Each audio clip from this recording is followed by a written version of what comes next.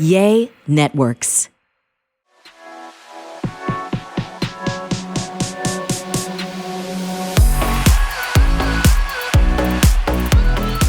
Hi, Wild Ones. Welcome back to the Wild Rose podcast. I'm Whitney Rose. And I'm Connie Daniels.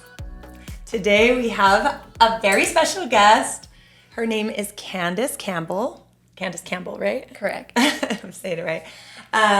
She is a sex, love, and relationship coach here in Utah. She's a friend of Whitney and mine. We've known you for a little while now, but we just want to know more about what exactly you do. And first, how did you get to this point where this is like your interest and this is like your passion now in life? Well, just to take a step back, because you met as friends, correct? Yeah. Correct. See, and I met you because I've heard about your work.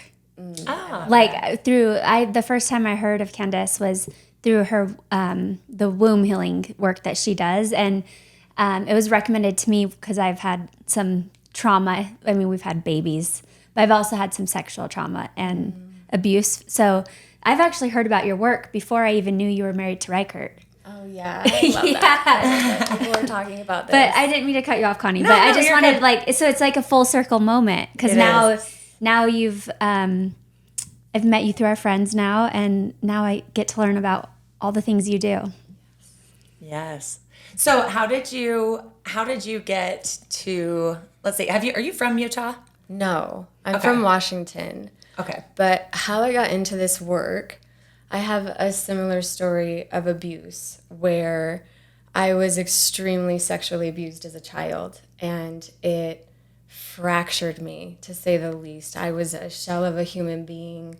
I struggled to have relationships. I couldn't have orgasms. I cried the first time I had sex with my husband.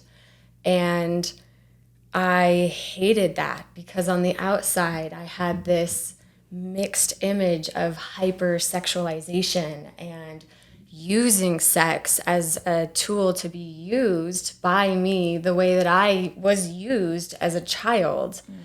And I didn't want that to be the rest of my life. I wanted to be the main character in my story and have that hero's journey. And so I started doing deep emotional trauma work, and I started very physical because that's where I had to start, where I did massage therapy school and got a master's in body work and energy and learned Eastern paradigm and holistic healing.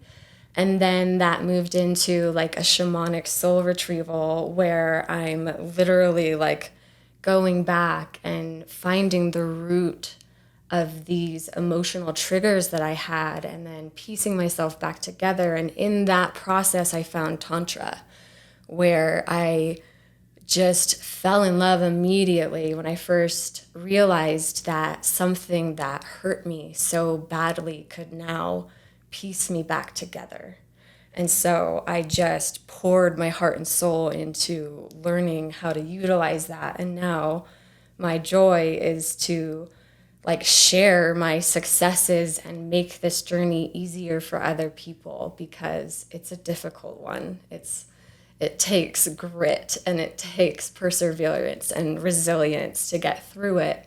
But I can honestly say on this side of it that it's been the best journey I could have ever embarked on. And I'm so, so grateful now that I have mind-blowing orgasms and I can share hours of sexual pleasure with my partner, and we can find this piece of myself that's godlike in that experience and find deep ecstasy and pleasure and actually communicate in my relationship. And when we have differences, use these skills to work them out together as a couple and grow together. So that is basically, in a nutshell, kind of where my journey has been and what my training and background is.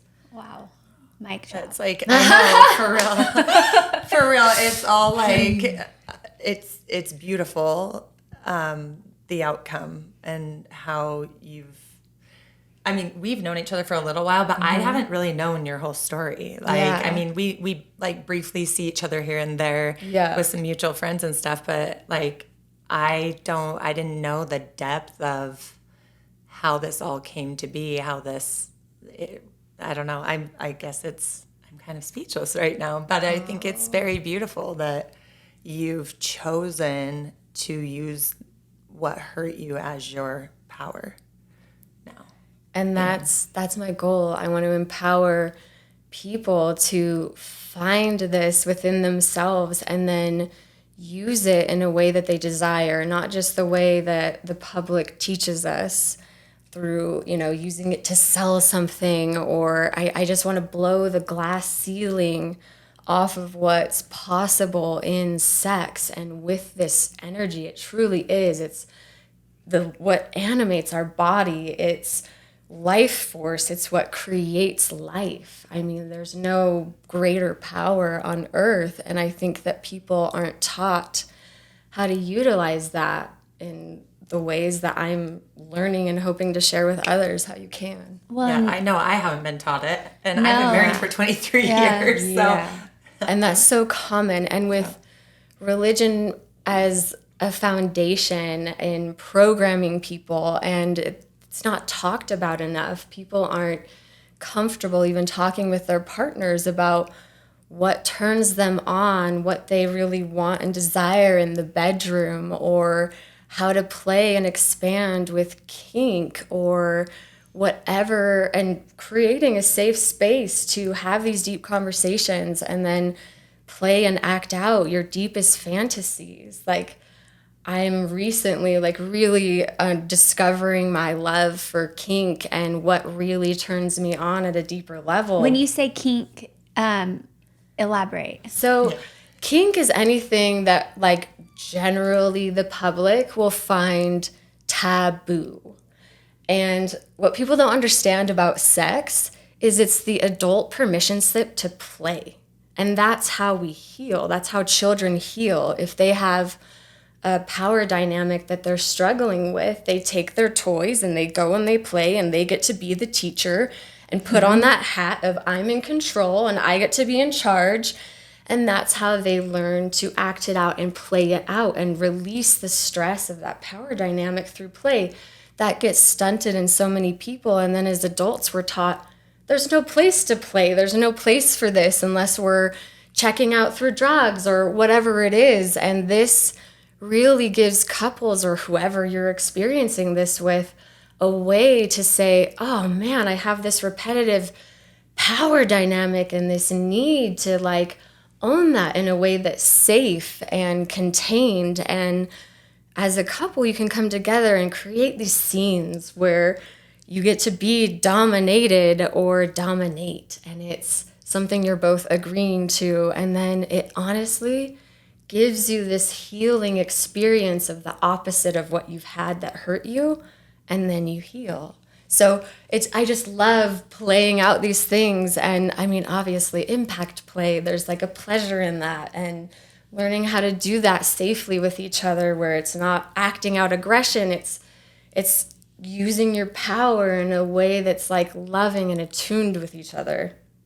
That's just an example. And that's something that you've recently gotten into? Yes. So one of my mentors in Conscious Kink is Kimmy Inch, and she's just a wonder. I got to go and get trained by her and have an experience at one of her retreats, and mind-blowing of just getting to play around with what's possible, what there is, because most people don't know. And these are the things I want to teach people how to do, to have a date night where they get to explore a fetish or they get to explore a certain type of desire and then come together and act it out and heal each other in that moment. Yeah, it's so powerful because I think, is the stat still 1 in 3 women are abused? Yeah. Sexually? Yes. It's so common, unfortunately. Yeah. And in this room, there's 2 out of 3. So I feel like the stat is not very accurate, because the more that I open up myself to accepting that something had been done to me, it doesn't define me. Mm-hmm. A lot of women have reached out. A lot of men have reached out. a lot of people have reached out of just finally being comfortable and secure enough to like own that has happened to them. So like I have relied on people like you to help me really work through the emotional trauma of it, because I always knew it was there, but then just one day something triggered. Yes. So what people don't understand, and that stat could be very low because a lot of people repress it from their memory. Mm-hmm. That is the body's natural way of coping to survive a traumatic experience, where literally pieces of the experience get fragmented in a disjointed way in your nervous system. So if you imagine like literally a neuron not connecting, so the memory is left in pieces. So what a trigger is, and that's usually like people start having these triggers, which it's an emotional flashback. It's a piece of the memory activating in your body, but you don't have the conscious awareness of all of it combined to make it a story that you can remember in your past. So what I'm doing in shamanic soul retrieval is literally following that emotional fragment to then bring all of the pieces of the memory back together to make sense in a linear timeline. And then you can heal those woundings that happened. You can meet the missing need. And it gives you that conscious awareness of understanding yourself, understanding your reactions, having more of compassion for yourself, and then giving you the opportunity to meet the need and heal.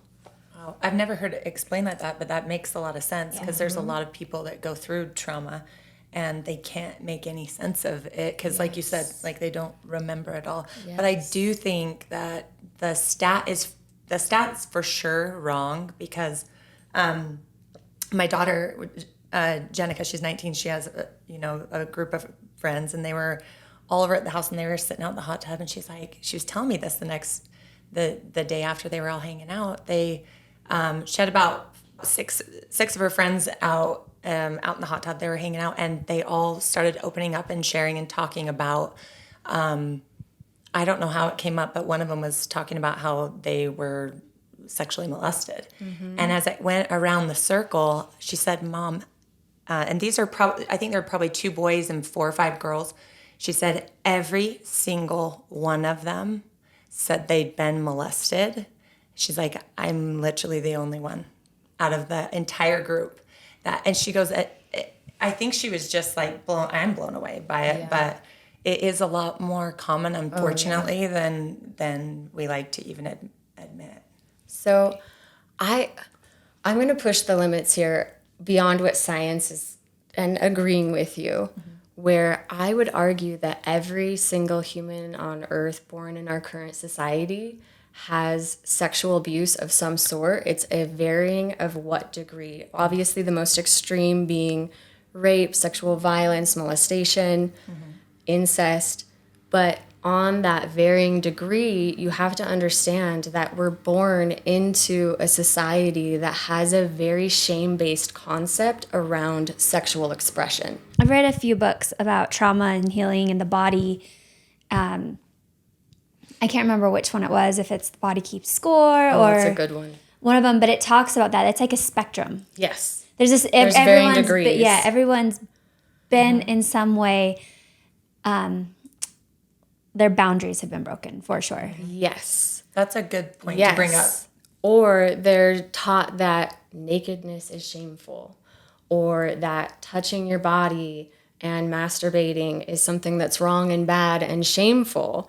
It's as silly as being born into society that tells you you can't touch your elbow, and if you do, you're a bad person. And then you're left with this shame-based response, like an electric fence that keeps you from doing something that is your birthright, that is a basic human physical need of sexual expression. And then as parents and as teachers in society, who's teaching our kids about sex? It's Pornhub, it's our minister, it's our gym teacher in sex ed.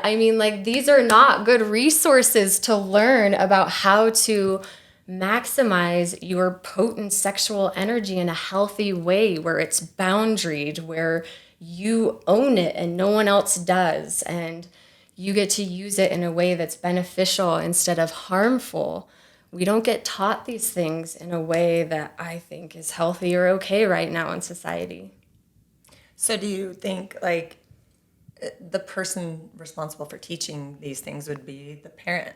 So I would say, I mean, what would you say? with my children, I want it in my hands, right? Like I want them to have a positive experience where I'm not approaching it from a space of shame, right? Like my nervous system being completely dysregulated, acting like this is shameful. You know, we've all had the talk at some level and how awkward it was for our parents. Like our bodies pick up on that and then registers and encodes that as part of our sexual learning and experience. So as a parent, like it's important to, even when you're approaching a child changing their diaper, to have a certain like reverence for their genitalia, as far as I'm not approaching it with like, ew, disgusting. Like if you're getting this programming, and then there's certain levels of like letting children know that they're innocent and sexual play and touch is an innocent thing, but that we do it privately, or that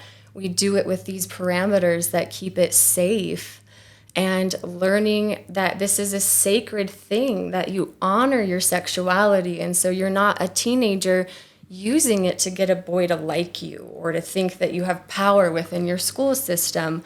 These are the things that are developmental milestones that we just really aren't taught. And it's no fault of the parent. I just am so happy that this conversation is starting to happen so more people are just aware.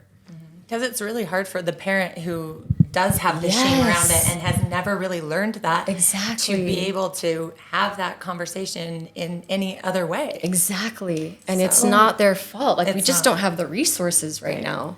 Well, and I leaned into the opposite direction, like you, where I'm like, I'm going to take control of my kids. Their first conversation, hopefully, about sex is from me. And unfortunately, those conversations are happening at a very young age. Like so young. Yeah. On the bus with their friends, like on their YouTube, on their screens. Any child that has a phone has probably come across porn in some way or another. 100%. And, so I've had the sex talk with my kids multiple times. It's a conversation, but I remember the first time with my daughter, she was 7.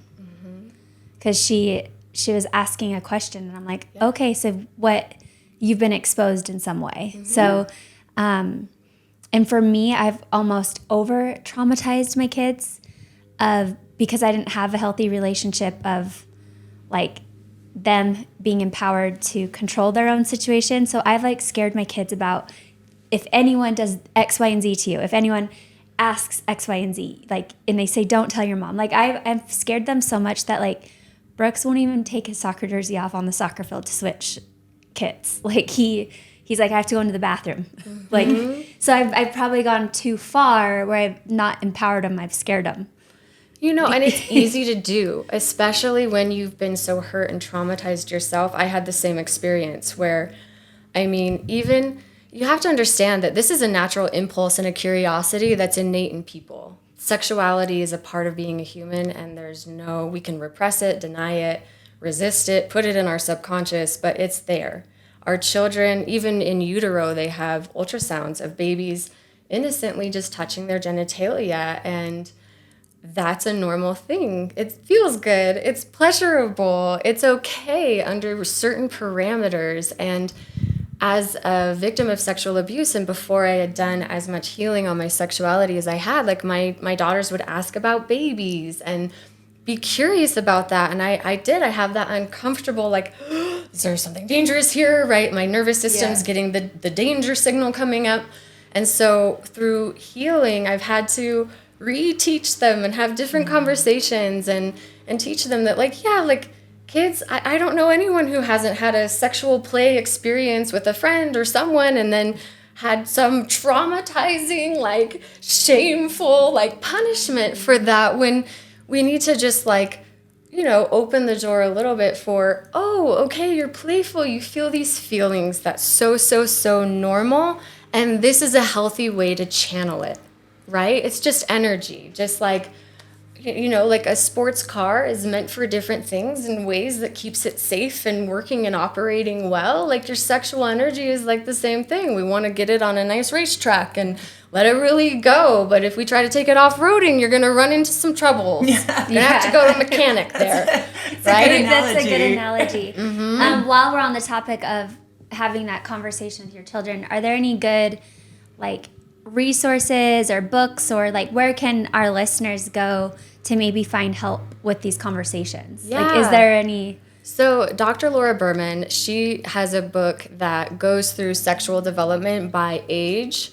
And so that really helped me keep the conversation appropriate for their development.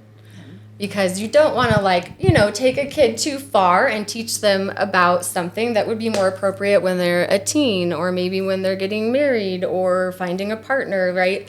Like, there's developmental milestones that are appropriate. And I can't remember what the actual book is called, but she is a sex therapist, and I think that she's wonderful and that her work is really great on that subject. Okay, we can find the name of the book and put it in the description. Yeah, Perfect. we'll figure that out.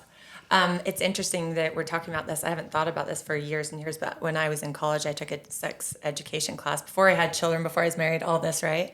And back then, I'm going to date myself, like 25 years ago or something. They were saying that 5 years old is the first time you should have a conversation, but appropriate for their age. But it's the first time you should tap into that, and then you kind of teach them as they go. And I think you said something important too, that as we learn and change as adults, that it's okay to reteach our children and go, I know I explained it like this, but what I understand now is it's probably this will explain it better, or however you want to say it. I think that what I've learned, the safest and healthiest for me and my kids is the way I look at it is it's going to be an ongoing conversation. Yeah, for sure.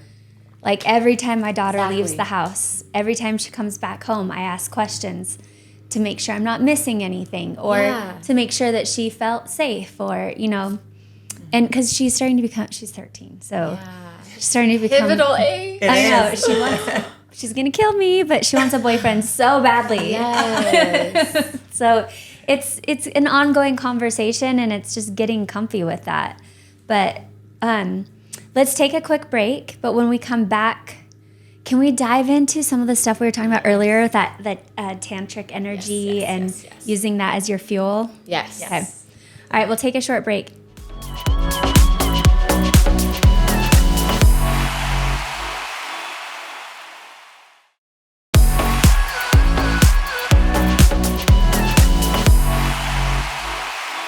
All right, everyone, welcome back from the break. We had such a good conversation that we want to share with you. We said so another thing that Candace does, I don't know how to explain it, so I'll let you do it, but like tantric. And my first experience with tantric was actually in Thailand. And it was more of an experience through food. Ooh, yes, I know exactly what you're talking about. Yeah, so tantric isn't just sex, because I've only heard of tantric sex. It's a philosophy. Okay. So it's a philosophy back in 500 AD, and that's what I love about my training, is it takes these spiritual concepts that people have mastered for thousands of years and combines it with the latest research on neuroscience and what we understand about the brain and the nervous system now and how to heal it. And it's beautiful to watch science start to catch up with what people have known and mastered and studied in Eastern paradigm and through tantric philosophy for forever. And so using sexuality in Tantra is more of a neo-tantric practice. And essentially, Tantra got broken up, right? Anytime the population is getting a little bit too much power, a little out of control, things get missing out of the records, things get broken up. That's what happened with Tantra. So there were breakoffs of yogic practice and hatha, and then when it started to become popular and resurface back in the 70s, teachers that have mastered this and become enlightened through this process, it's essentially a process of returning to wholeness, to healing the fragments of the self, to finding the God within the self, to piece yourself back together and live an enlightened life, a conscious life. So that's the definition. So, I mean, it's not the exact definition, but that is how I would describe it. Tantra. And then Neo-Tantric practice, they realized that there were some practices utilizing sexual energy, and those were the ones that were the most effective in waking people up to remembering who they really are, to finding their power within. And so they started honing and developing even more of the sexual nature of Tantra to wake people up to their divinity. So I love it. Like, I could go on forever about Tantra, but what was your question? Yeah, no. I keep going. I'm fascinated because I thought, I only have experienced it in the realm of food and the way that it was described to me. And I can't remember the book that I read. The chef recommended it. I did a show called Real Housewives Ultimate Girls Trip, and I hosted a tantric night. Yes. But I'm not an expert. It's just something that there was this chef there that did it through this experience through food. And the way that I understood it was more probably what you're saying, the sexual side, the sensual side of it. So, like where you like take one of your senses out of it, like take your sight out of it and you're tasting and like you taste different and different things come up because one of your like you're more focused on your taste. Yeah, you're more focused on your senses. So like when I'll take this little leaf, for example, is like, I can't even remember what was in it, but it hit all 5 places in like taste in your mouth, like the front, the back, like all of them at once. So it's like an orgasm or an explosion in your mouth. And the way that he described it, it was like, don't just think about like eating this food, like notice how your mouth feels throughout the experience. Because the entire bite was designed to hit everything perfectly at the same time. Yes. And then it's like knowing the other side of tantric that I was reading about was like that you can literally be in control of, it makes sense now, your nervous system. Because I was like reading about how people can mentally have orgasms, like they can get themselves to climax. Did you say can or can't? I can. Yes, I can use my breath and orgasm now. I can harness that energy. Oh my gosh, teach me more. So start from the beginning where you were. I just wanted to insert that like that's what I'm really, because I guess I did not know that it was like such a ancient thing, and I didn't know that it was really about one, like wholeness. I only knew it about sensuality and sex. So, okay, where do I start? So most people, when they're having sex, are not even really in their body. They're in another room fantasizing about something that they're thinking on Pornhub or whatever it is. They're not in their body, in the interoception. And what that means is the felt sense.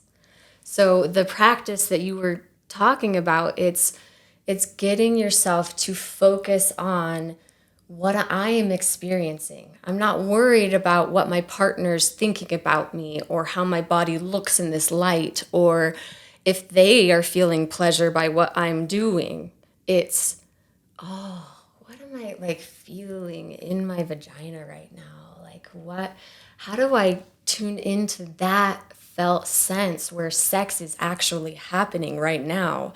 How do I then move that energy with my breath, with my awareness to more parts of my body? And when you really get this concept, and what you can do with it is you can build that energy to harness for performance. So a lot of professional athletes will actually build their sexual energy through masturbation, but not actually peak or release.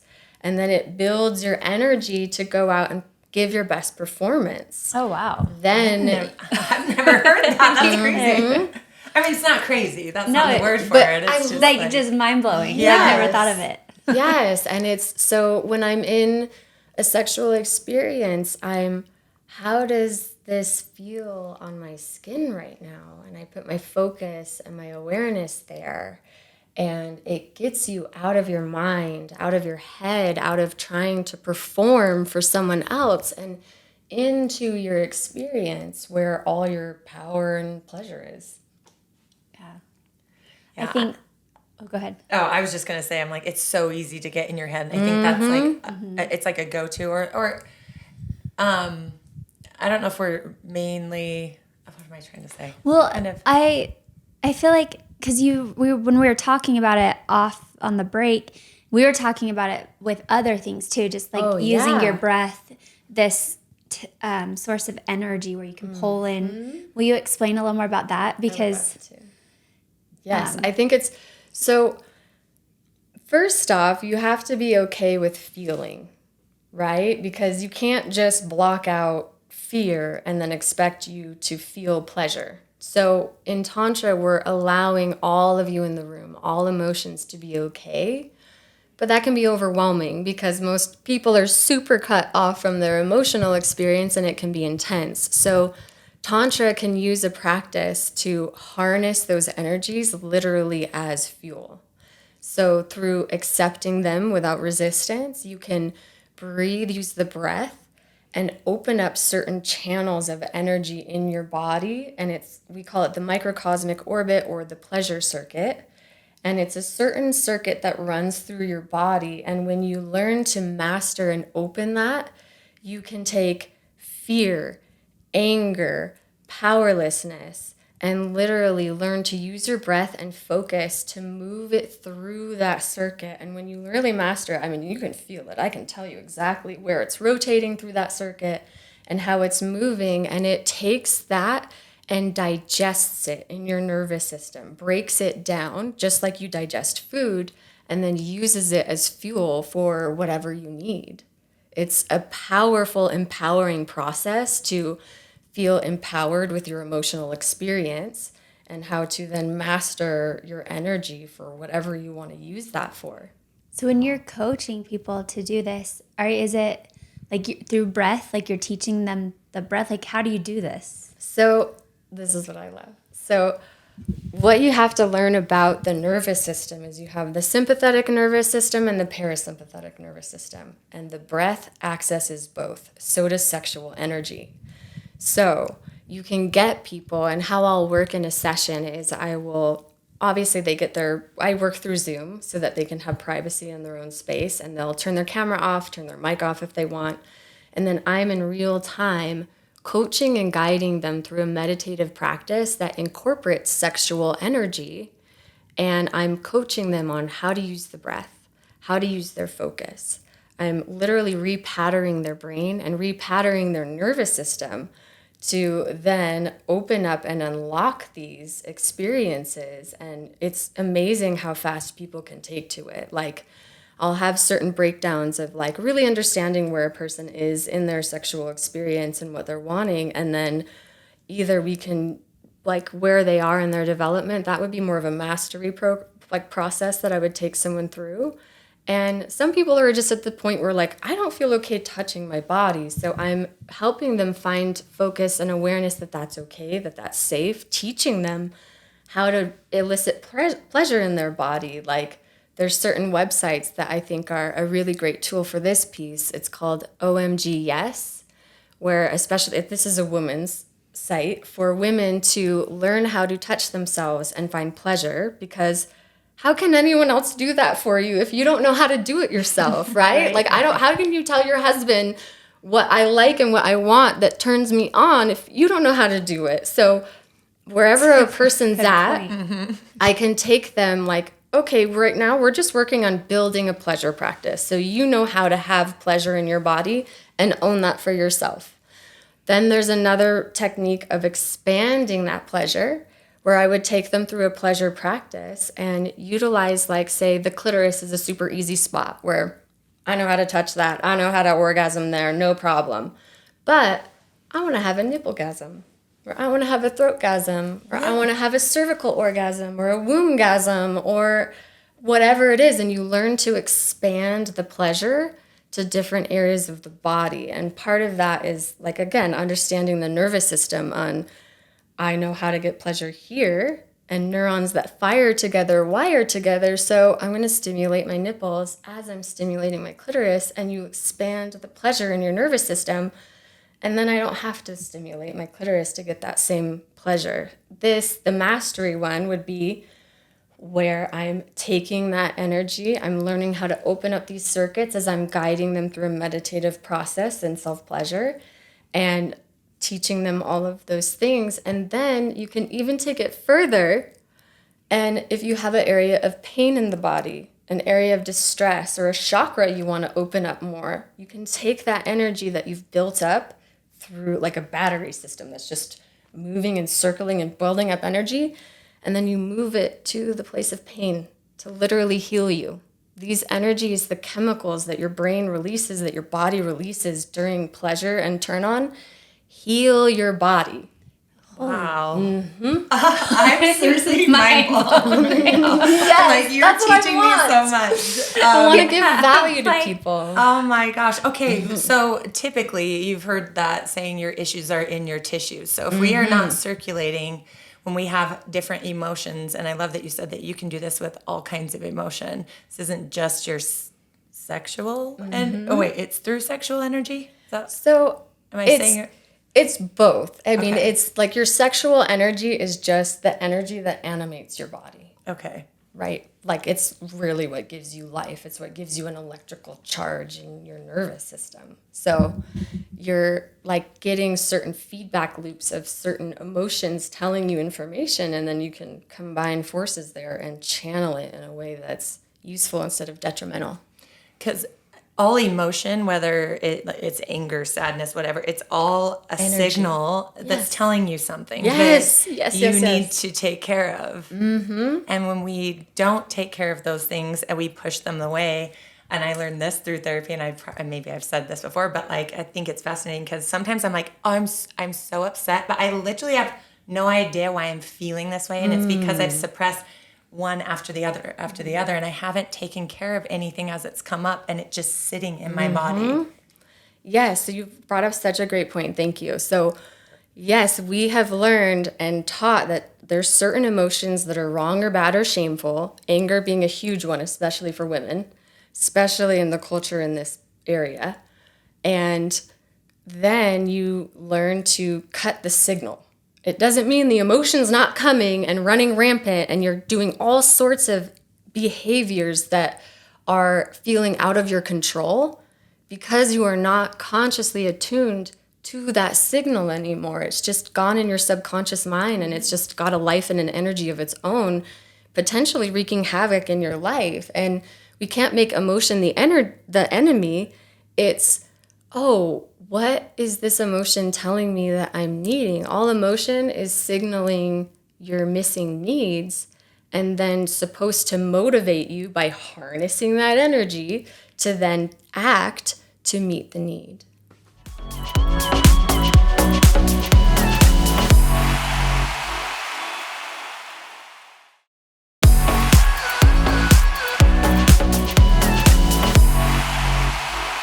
So it's a real practice then to teach yourself to do this when you're feeling those things, because otherwise you automatically go to, ignore it or take care of it in whichever way. But to use that way that I've never heard of, like to move that energy through you. Like I want to learn how to do that. Yes. You know, because I know I don't do that. Well, something that I really struggle with is self-sabotage. So like fear, worry, self-doubt.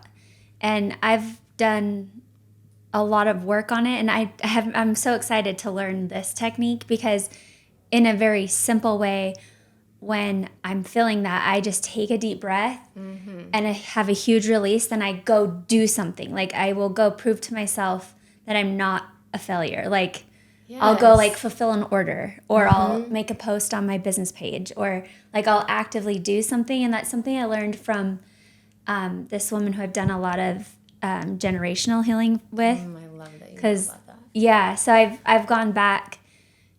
I think it's 4 generations is where the root of, like she calls them curses, but I hate saying that because people they think it's like witchy, but it's those limited beliefs, right? Yes. Yeah. And so they're generational. Yes. Oh my gosh. That's what a lot of people don't understand. You're literally getting encoded from your linear line with these limiting beliefs that obviously they didn't process, really learn how to work with in a productive way. And so as a parent, it just snowballs and passes down from generation to generation through witnessing behavior, through literal energetic encodements, however you want to look at it.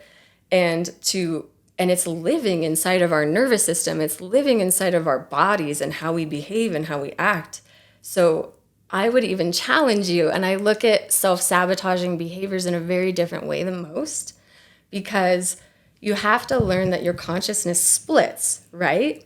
And so what you're talking about is two parts of self, that one may be super suppressed from baby, where you have a need that never got met. And then you have another part of you that copes, maybe at a different stage of development, that its need didn't get met. And they both adopt strategies to meet the need that seem self-sabotaging, but when you look at it from a baby's perspective, or when you look at it from a 5-year-old's perspective, they just learned a terrible strategy to get the need met the best way they could at 5 freaking years old, or a baby, by crying and not using your verbal language, right? So what we do is we go in, take you through a process of diving into your subconscious through the emotional experience that ties you there. And you understand, like, oh, it's okay that my baby needs this right now. And I learned this belief that, oh, I'm a failure. And like, oh, and then I needed super independence in this. And they seem opposing, but clearly we share the same body, so we need both of them. It's just a matter of understanding to use a different strategy that works for both. Wow. Yeah. I can Yeah. even give an example of that. So for example, say a man as a baby, he never got his need met by his parents of fully being taken care of, right? They couldn't meet that on a physical or emotional way. So that need never goes away, but what he does is he feels ashamed of it, and his parents feel ashamed that they can't meet it, so he stuffs it in his subconscious. Yeah. Then you do behaviors trying to get the need met as a baby would to get someone to take care of you. You get fired from a job and have to move in with your parents. Obviously, his conscious adult mind, or a part of him that developed later, is like, no, I want independence. I'm a man, and I want to move forward with my energy. That's what he identifies with, and looks as the other behavior is self-sabotaging, when really it's just trying to get a need met in a different way. Wow. Mm-hmm. Wow. I know. I love this. I love learning new things, as much as Whitney and I dive in on our own spiritual healing journey. There's always so much to learn, and I'm fascinated by this, and it makes so much sense. Mm-hmm. When you hear something like this, does it make so much sense? It just clicks. Yeah, it makes perfect sense. And I'm actually running through scenarios in my head of myself, my children, my husband, of exactly what you're saying. And yeah, Connie and I are so into this, but we've just scratched the surface. Oh, yeah. For real. I mean, I've just scratched the surface. There's always more to go. Yeah. Always. Luckily. Yeah. That'd be really boring if we learned it all. Oh, exactly. I know. Do you right? believe, this is so off topic, but on topic, but I'm just going to throw a curveball. Do you believe in that it's possible to reach full enlightenment in this life? I do. I've actually met an enlightened person, and she's one of my really good friends. Really? Mm-hmm. Yeah, her name is Teal Swan. She's actually a really famous spiritual international leader, but she is, I've gotten to witness her before and after her enlightenment. And what you have to understand about enlightenment is like our souls are constantly reincarnating according to tantric belief, right? This is a learning hologram. We're here to learn different experiences. Wait, a learning hologram. Yeah. I like that. Yeah, because ever since we lost our good friend Sherry, I've been really obsessed with the body. Mm-hmm. What does this body mean? Why are we here? Yes. Because if we truly believe that we're souls, what? And everyone talks about the body being a vehicle. Mm-hmm.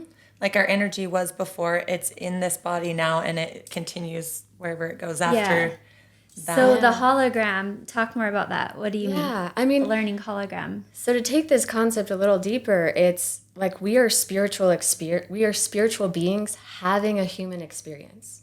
And we want to have a human experience. There's things that we learn that are valuable through contrast. So if you have a trauma, right? Like you on some level may have known coming into this family line or whatever experiences you were going to line up with, that there would be certain contrasts, certain negative aspects of your life, certain missing needs that you didn't get, that would then create a drive and a motivation to motivate you to heal and then actualize the opposite of that contrast.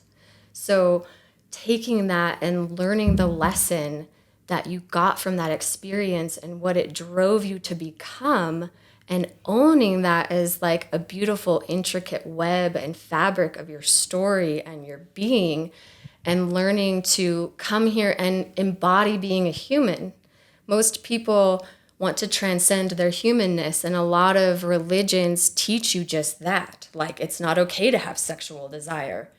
When, no, our biology literally is a sexual creature and being, and I have to own that as part of having a physical experience. And when I do, I can get the beauty and the pleasure of this dimensional reality where I get to feel and touch and experience and learn through those experiences and grow my conscious awareness, right? Like if you have... It's like you can't understand white unless you have black. It's like we live in a dimension of polarity where there's always both polarities, and it's how you utilize it. It's literally like a roller coaster of you have to gain momentum, and the further down you go into the depths of the shadow of your pain, the more energy you have to springboard further up. Does that make sense? Yeah. I've personally felt like I've witnessed that this last 2 years. Yeah. Yeah, but it was dark. Yeah. Yes. Yeah. No, it is. I'm And just barely starting to come out on the other side of like relief, like worthiness, all of that, right? So, can I just shout, like, thank you for being vulnerable and sharing that. And I think so many public figures have a hard time sharing their struggles and their realness and their humanity to the world. And that's what we need. Like, we need leaders like you that are showing up and saying, you know what, I've struggled and this was hard and I had dark days, and teach people that you need to go through that to actually come out on the light on the other side. And that's, in my opinion, why we're here, why we have struggles and trauma. And the more you can be conscious about them and use them as a lesson to become more resilient and then grow from, that's what it's all about. yeah. I agree. Just going back to your concept of fully being in your body, I think, you know, I'm like Whitney, like losing our friend, it really makes you think about this life and how short it is. And I mean, whether we're reincarnated back in this life again, I don't know. But if this is it, if this is your only life here and you get to the end and you're like, I wasn't fully in my body for all of the experiences. I was in my mind. I was, you know, like, not that that's possible to fully, I mean, maybe it's possible to fully always be in your body. I think that we get in our heads a lot. I do anyway. But yeah, it would be, I feel like that would be a massive regret at the end, thinking like, gosh, why didn't I get more into my body and really fully experience everything my body was made to do? Yes. And it goes back to what Candace said about, like, in the religion I grew up in, which is the predominant one here, it was like you live this life, you live it with a set of rules and guidelines for reward in the afterlife. Yes. However, it's not proven that we have a body in the afterlife. Like, and so that's why I keep going back to this learning hologram, because like for some reason I'm connecting to that and I don't know why. Yes. And I can even expand more, and especially I grew up with the same background, and yeah, it's it never this, made like, sense you to never me. fully live and embody as a human because you're constantly waiting for this carrot at the end of this reward when you exactly, you don't Which- have a body. which we How don't do you have feel? proof of. Like, how do if- you experience? How do you Yeah. taste love when you don't have a body to feel the sensation of that warmth and openness and airiness in your body? Yeah. And I think that was my biggest thing, that at the time I didn't know that's what it was, but now I know clearly, because that why I left my faith, because I was like, this doesn't make sense to me. It doesn't align with my core of what I think about my body. All trauma aside, just philosophy. I'm like, this doesn't make sense. I'm going to follow these rules and have faith that what you're telling me exists, but you can't prove it to me. But I can prove that what's in my body. Yeah. Like, I And can prove that's- that when I eat healthy, I feel better. Yes. When I'm getting sleep, I'm happier. Yes. When I work out, I get endorphins. When I love sex, and like those were things that I was taught to be ashamed of, right? And keeping you from fully embracing yes. being in your body. Yeah. Exactly. You don't get to fully live. And that brings me to another topic that religion drives me nuts a little bit. And I don't want to bash on religion. That's not what this is about. Yeah, that's not what but it's about. So you can have both, I think. yes. can But have both. exactly. But we don't fit in a box. I don't fit in a one size fits all rule set that is going to be good for me. But what I do have is my emotional guidance system that tells me and gives me signals of when I'm meeting my unique needs for my unique self and when that's in alignment for me. And so many parents and religions have this one size fits all box of relationships or a job or how things have to or should be.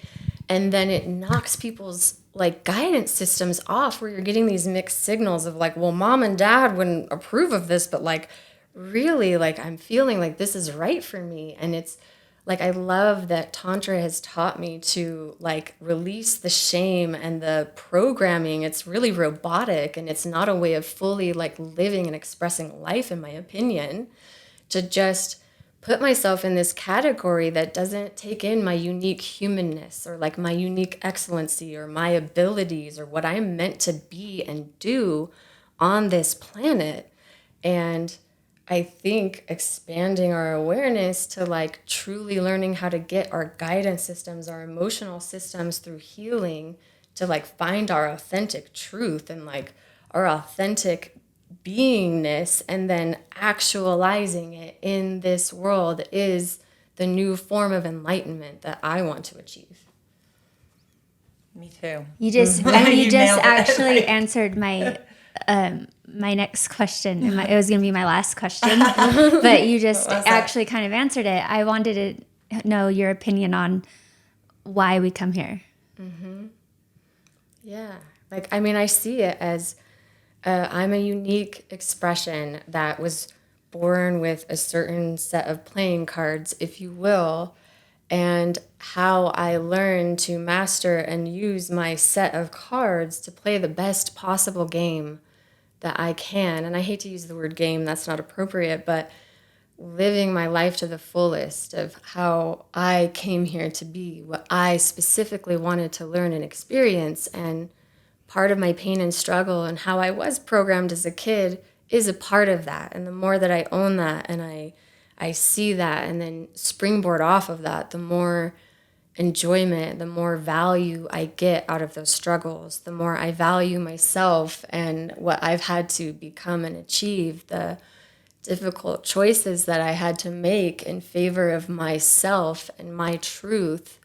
I can feel more pleasure and reward from doing that instead of just seeing how like I was programmed that, oh, I'm going to disappoint my parents, or, oh, I'm going to like get in trouble for this, so I better not do it. It's, yeah, I've gotten some bumps and bruises along the way, and I've kind of learned how we kind of get our emotional guidance system messed with a little bit based on terrible parenting practices that are just passed down without much thought. Mm-hmm.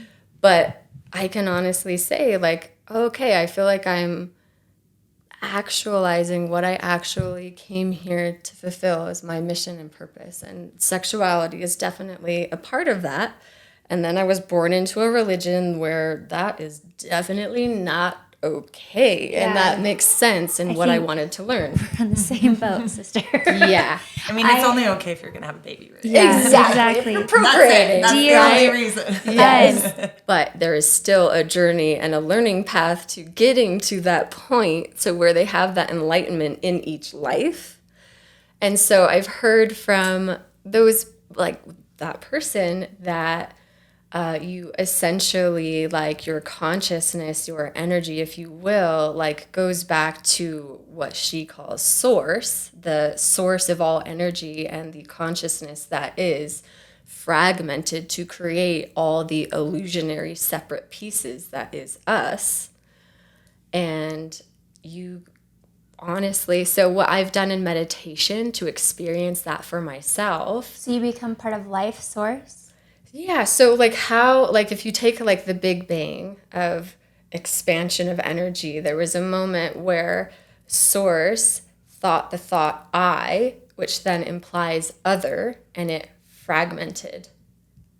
So like I know what I am because of how people reflect and mirror me, and by literally looking at my reflection. So how the hologram experience works, that's the hologram in the hologram of I see the mirror, and I am a microcosm of the macrocosm, so I go inward to find that piece of me that's reflecting in the outside.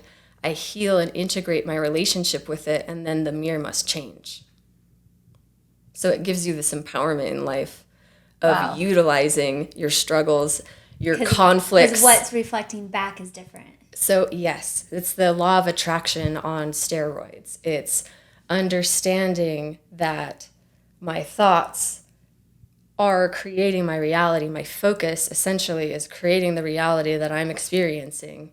And by shifting and having the power to shift that, and that, like, what this process is so great at is your conscious mind is such a tiny little piece of your whole consciousness, your whole energy, right?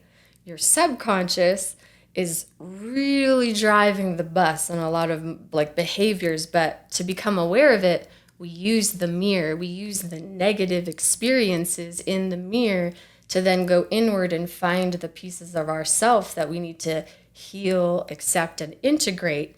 And by doing that process, we shift our vibration in what we reflect to us. So if I'm constantly meeting a mean girl in my experience that I'm having this constant conflict with, I can then use that experience being reflected to me, go inward, find the inner polarities in myself, right? The needs that haven't been met that seem in conflict. I end the war between that in myself. I end the war, and I don't experience so many mean girls. And then I have the tools and resources to then attract better relationships and different experiences. Is that why they say like that the same thing shows up over and over again in your life until you learn what you need to from it? Yes. Like this is like a much deeper explanation of that, but basically that's what you're saying is everything's going to keep showing up in your life, and like those skipping negative CD. things. Yep. Until you learn what you're supposed to, and then it will shift. Exactly. Yeah. Wow, that's like I didn't know we were going to go so deep in the spiritual part, but that was awesome. I feel like we're going to have to just do a second part. Yeah, we're gonna have to Have have you part guys- two and three. I was hoping. No, for real, because I know there's so much more. You have so much more knowledge and so much more to share, and we would love to dive into more of it if, like, when we get the chance and have a little bit more time. We But in the meantime, where, like, if for our listeners, anyone who wants to research this, start practicing this, one, where can they find you? And two, like, what are some resources or like anything that you can throw out there for people to? So first, where can they find you? And then what's a good resource just to a book to buy or something to read to like learn more about this? I'll start with a resource, and where I actually started, and I think it kind of takes these concepts and makes it digestible for people. It's called The Heart of Tantric Sex, and I think it's by Diana Richardson. And that's a great just like starts you getting in the process of doing something simple you could do today in your perception and awareness through sex or with a partner or whatever, that's a great like starting point.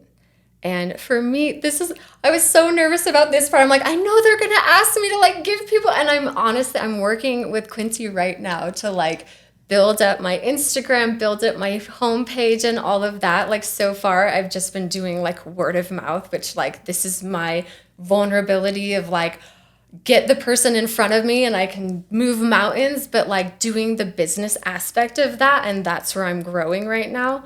So I can give you my email address, and that can be a way that people can like contact me. I can tell you the packages that I'm having and I'm creating. And also my next big push is creating classes where women and couples or men can come and in a group setting, like learn the power of group energy in healing and doing these techniques. And that would be, yeah. So this is where I'm going to be a little uncomfortable and say it's in the works. Just as simple as like your Instagram or email, just where people can reach out if they so Candace Campbell Healing is my Instagram tag that I'm now creating for like my business at this point. It's been one of those things I've grown and evolved so much that it's not that I'm letting go of my past, I'm evolving it into a more refined product. And so this is like my real like launching stage of my business being refined in that product. I love it. Awesome. Yeah, because more people need to know about these things that you're teaching, because it's power. It gives you power, the power to heal. Yes. And it's beautiful. Well, and imagine you've gotten this far just by word of mouth. Like, just imagine what's going to happen when you have a product and a website. Like, it's going to explode, and you're going to help so many people. That's like where I'm stepping into my responsibility as a leader of this movement. And even coming here, I was so nervous, and I had to really stop and be like, Candace, this is bigger than you.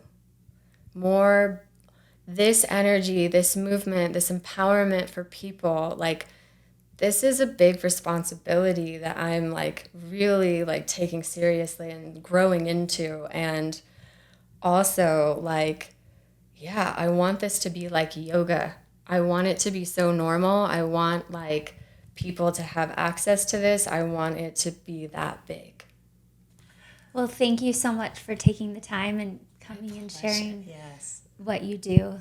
I'm like mind blown. I know. You've given us so much to ponder about, think about all the rest of the afternoon and for the rest of, I don't know, forever. And we can gather. We have amazing listeners. Thank you to everyone. We love you. And we can gather some questions or feedback and maybe have Candace back and answer some questions that the audience might have or things that come up for us. But because we didn't even get into the womb healing. Oh my gosh, there's so much, you guys. Yeah, there's so much. I know. And we really wanted to ask about that. So we'll make that its own episode and gather questions. Yes. For some more. All right, amazing. Well, thank you again to all of you. We love you so much. Thank you for sharing our podcast and sharing it with your friends and family. If you like this episode, please like it, share it. And again, like, we love you and thank you for supporting us along our journey. And don't forget, be you, stay wild.